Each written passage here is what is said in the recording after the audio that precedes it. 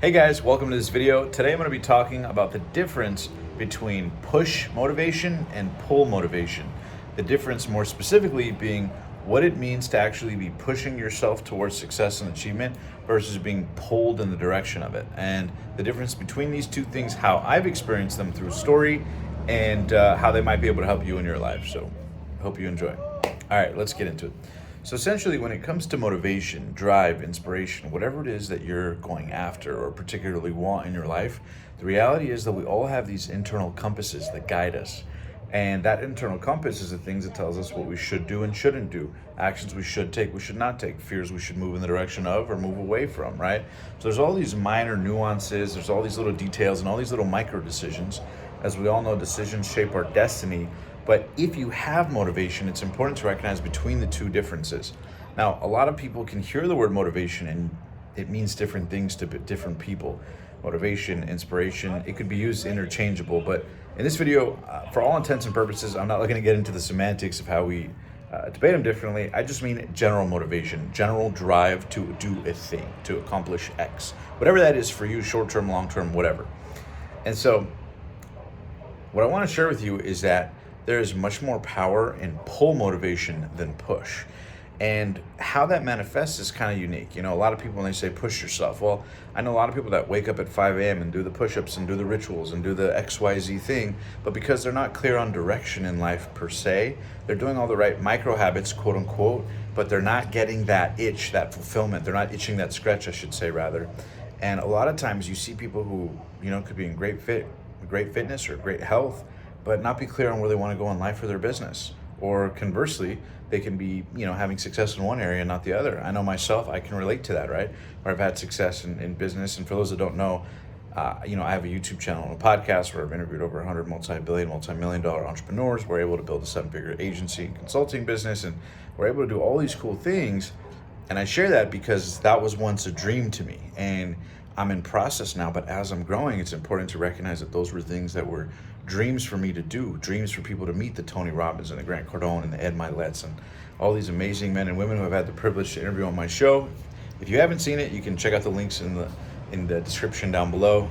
Again, on this channel, it's kind of new, but I'm doing a 100-day YouTube challenge where I'm posting a video every single day. My goal is to post 100 videos in 100 days and share raw thoughts from the heart. Sitting here, a beautiful sunset. You can catch a little bit of that. But yeah, anyways, I digress. So to get back to the point, I just want to say that for me, the vision of achieving all this was because I asked a question to a coach I had, and that was, if life was perfect, what would happen next? What would I do? What would I focus on? What would my mission be? How would I feel about the work that I'm doing in the world, right? And for me, the vision I was pulled by, even though I didn't see how it would manifest, I didn't worry about the how. I was more focused on the what and the who could help me get there, right? And so for me, it was like what I wanted. You know, there was who was a coach, but what I wanted was like, man, I want to inspire millions of people. I want to make millions of dollars. I want to surround myself with all these amazing men and women. And to think that that would actually go from being a dream in a Starbucks with tears running down my eyes when I was $30,000 in debt.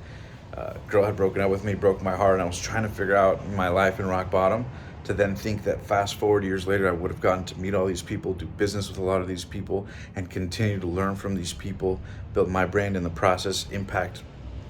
I mean, we've reached tens of millions of people, but impact thousands of messages I've gotten from all over the world, right? It's this surreal joy that I have in my heart. But again, it was all driven by being pulled by a vision. It was not me pushing myself.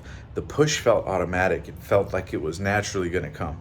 The pull, that's, I think, where the magic is. I think that's what really separates people. And, you know, I'll share with you one quick point. I have a professional skateboarder who was a hero of mine, a mentor of mine. His name's Paul Rodriguez. In the skate industry, he's known as P-Rod. And he had 10 signature shoes with Nike SB, big time professional skateboarder. I had the privilege, he was a hero of mine as a kid when I wanted to be a pro skater, and I would always look up to him and his inspiring interviews. Anyways, long story short, I ended up meeting him and getting to interview him on the show, which was surreal, getting to take him into a Tony Robbins event, which was crazy because he was such a hero of mine for magazines and skate videos as a kid. But I got to connect with him. I've had him on the show a couple of times now, and I got to ask him, I said, you know, when you were a kid with a dream to be a pro skater, you know, did you imagine that it would actually be possible to get Nike to do a signature shoe deal with you? Did you actually think it would be possible to do these things?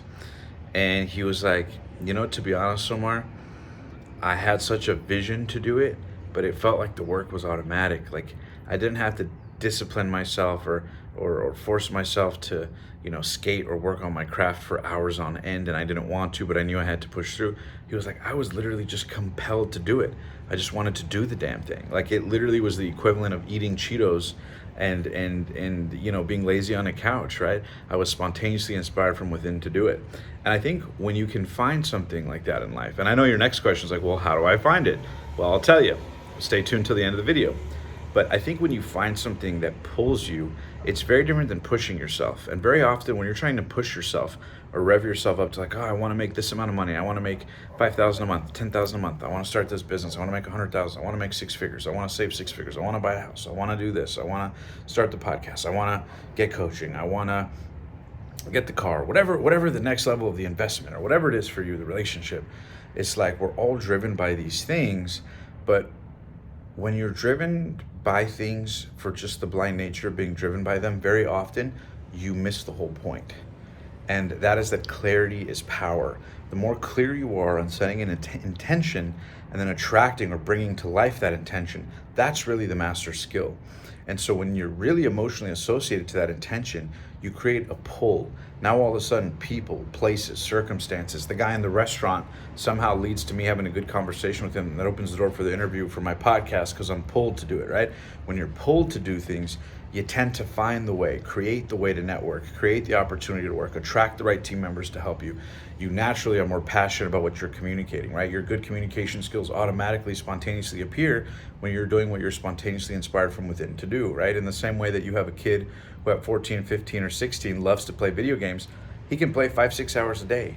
He never has to discipline himself like some other guy in his 30s or 50s or gal or whatever is going, I got to discipline myself to go to the gym for an hour every day.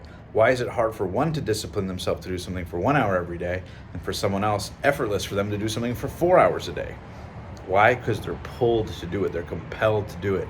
This is where passion, obsession, joy, fulfillment come from. And of course, easier in certain professions or industries than others to actually monetize. So I know that's the number one thing that comes to mind. Well, okay, Omar, how do I find my passion? Or if I do find it, how do I monetize it? That's the next question. And what I'll tell you is that I wondered that myself. That was the question that led me on this journey. Like, okay, I love interviewing people, but how do I turn it into a business?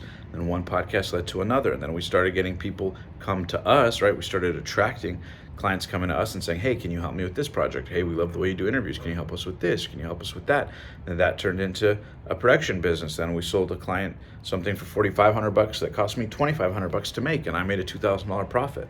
And then I do it again, and all of a sudden I have a production business, and I know how to hire, and the people that work in the business on the production and video and editing work on the show and can help me with the podcast. And so it built this synergy, but I could have never planned it. And I swear most of it came from being pulled, right? And I'm not saying to wait for pull. I'm saying take action on your dreams. And in the process of it, know that you're looking for a mission, something to drive you, something to inspire you. Dig deep within yourself to ask yourself those questions, and you'll pull it out. Because, ladies and gentlemen, I've interviewed some of the top in the world in their industry. Again, we have free links on my social media down below. The podcast you guys can watch, it's 100% free. We also have coaching programs. We have a free school community for entrepreneurs. At least at the moment it's free. You can check all that stuff out. We share a lot of this stuff. But I was so driven to do it that I was pulled, and all these opportunities came to me. And from there, it became about growing and leveling up and sharpening the vision and getting to the next level. And that's what I'm working on now, right? I'm working on my health, I'm working on my fitness, but I just got this inspired vision to share with you guys because I find so many people out there are pushing themselves and setting these goals, but they're not really emotionally associated to it. And so when times get tough, they kind of lose themselves in the process, beat down on themselves mentally. So if you're feeling harsh right now, you're kind of feeling low, feeling like you're not being the type of person you are, hang tight, give yourself credit, be nice to yourself. You can get to the top being kind to yourself and do more of the inner work, in my opinion, because that's what I've seen with a lot of the most successful people in the world is they're pulled to do the thing. It's not something they're pushing themselves to do, right? Push and pull motivation are very different. So find a way to activate that 12, 13, 14-year-old or that little kid in you that loved to do that thing for hours and hours and hours, or talk about that thing or work on that thing, even if it was tough, even if it was a challenge. For me, it was skateboarding as a kid. It was a labor of love. I loved the suffering, if you will. So find that thing for you. Find a way to associate what you're currently doing with something you can fall in love with. Because In the great words of Dr. John DeMartini, my mentor, he said, success and failure are constructs of the mind, right? Don't pursue those constructs. He says, it's more important to be a man or woman on a mission, because when you're on a mission, then the ups and the downs are all part of the journey and you're all the better for it. But when you're after success and goals and numbers only, you miss the whole point. And that's your evolution, that's your growth. But first on the inside, but of course later on the outside as well. As we all know, life and business is a spiritual game. So anyways, just want to share these loose thoughts with you. Make sure to like, comment, subscribe if you enjoyed it. If it made sense to you, let me know. I'm happy to elaborate later. I had a long day, very little sleep. But again, I was out here on this beautiful view, and just want to share this inspired thought to you to maybe get you to think a little bit differently about what your goals are, what you're being driven by, and ask yourself, am I pushing myself towards my goals? How do I create something so compelling? How do I create a vision so compelling that I'm pulled to see what I don't currently see? Because when you can do that, there's beautiful things that lie ahead of you, and you don't spend your time being stuck on the next step and start, stop, plateau. When you're a man or woman on a mission, and you believe in that mission and you take action, you will start to see the universe in full effect, bring you opportunities, bring you people bought into your vision, bring you opportunity, bring you money, bring you clients, bring you opportunity, bring you vision, bring you the humbleness to course correct and grow. And you'll realize that what was pulling you all along was something divinely inspired, whatever that means to you. And that's true fulfillment, right? Success without fulfillment is the ultimate failure. In my opinion, I know there's a lot of controversy about people saying, do what you love, don't do what you love. But to me, I think there's always a way to enjoy a little bit more of what you're doing every day in your life or business, to find great people around you. And when you can do that, and the voice and the vision on the inside are louder and more fulfilling than the voices and the vision on the outside, I think that's when you've mastered your life. So anyways, hope you mastered your life. Hope you enjoyed this video. See you guys in the next one. Hope you enjoyed. God bless.